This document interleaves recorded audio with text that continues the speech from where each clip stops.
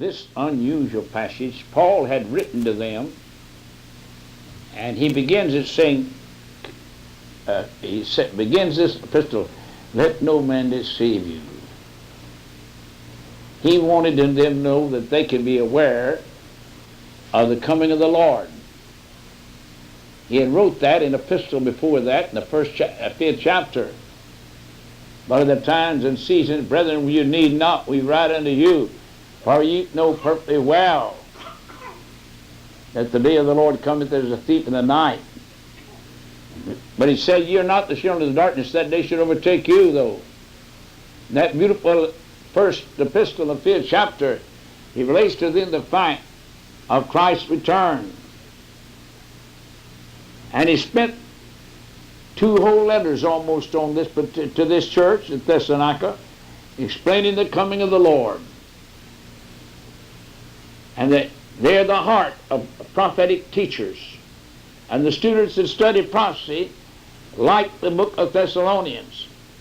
1 out of every 30 verses in the Bible deals with the second coming. It's a very important subject. And the great evidence in the Bible that it's going to be taught more in the last days than any other time is found in Peter's epistle, where the scoffers are going to mock the doctrine of the second coming. Read it in the second epistle of Peter, 3rd chapter. I want you to go back with me a moment or two and to show you a beautiful types of the coming of the Lord in the Bible. In the 12th chapter of the book of Genesis, God told Abraham, your seed will sojourn in a land they know not, be ill entreated, and after 400 years I will deliver them out with great substance.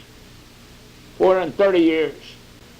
Now, God told Abraham, your seed will sojourn in a land they know not, be ill entreated, and after 400 years I'll judge that people. And he told Abraham, wanted to know why he couldn't go right in immediately into the land of Canaan. And he told Abraham, because the iniquity of the Amalekites is not yet full. The wickedness of the heathen nations, the land of Canaan, had not reached a peak. And God spared those heathen nations 400 years. I like that. I remember debating with a man in New York City, an atheist. And he talked about God of the Bible told him to kill utterly men, women, even the children. And he began to ridicule the scripture. He said it was a murderous, bloody doctrine. And then when I got up to rebuttal, I set him a fire. I said, sir, I want to ask you, what did those people worship? What did they do? What kind of action did they have? And was there justification in the children of Israel destroying them? He said, he mentioned the fact that they saved the women and the girls, and the men, all the men were destroyed, all the male children, all the male were destroyed. I said, why did he keep the women? I dare my opponent to tell the reason why. He got up and said, sex. A sick mind. I accused him of being a sick mind. I said, he's automatically think about sex. Poor little demonic devil. But I said, let me inform you, that wasn't the reason. In Baal worship, the male was the important person.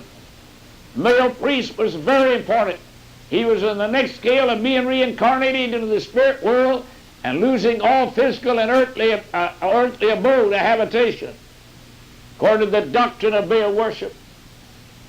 Woman was not important, and when a man died, they took that woman and suffocated her, put her into a rock carved, a hole out in a rock, put her in that rock with her daughter, and covered it all completely up and suffocated her to death.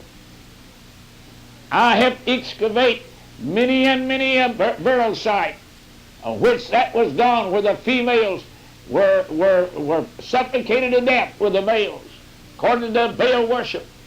It's a very cruel and inhumane business. And God said, kill all the males and let the women survive. That kind. God is concerned. And I said, God never even, how did God show mercy to those people before he ever pronounced judgment? Did God's wrath strike them, using Israel as an instrument to strike those heathen nations until that heathen nation has got their wickedness full? Show me a record in the Old Testament where God ever destroyed any man or brought judgment on any man without first a warning. I dare you to do it, sir. I reminded him of the statement made to Abraham. Reading he couldn't have the land of Canaan, that the Canaanites' wickedness was not full. Their wickedness had to get full before God would destroy that wicked nation and turn the land of Canaan over to them. Come on. And there was a time, remember that went from the time that Israel would cross the river Jordan to go into Canaan. There was a period of time before they finally possessed the land. Before they finally possessed the land to rule it and govern it. I'm saying that for a reason. When the wickedness of the Jew got full, the kingdom had been divided by Rehoboam and Jeroboam. And God put both kingdoms into captivity. Hear it now. Put them under captivity and under judgment.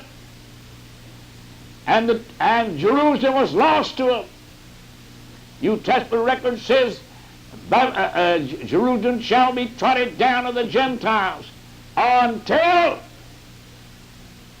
what? Unto the fullness of the Gentile be come in.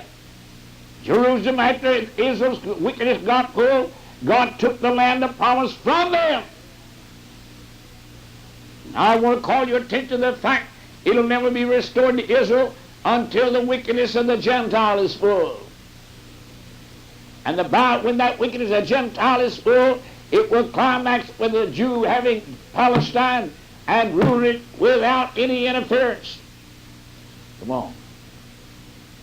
The ancient land is still in debated. They don't control much of the land, even on the east bank. Even the west bank, they do not control. They're constantly having struggle and fighting. It's like the children of Joshua walking around the walls of Jericho in the east bank. Come on. But God told the wickedness of the Gentiles is coming in now.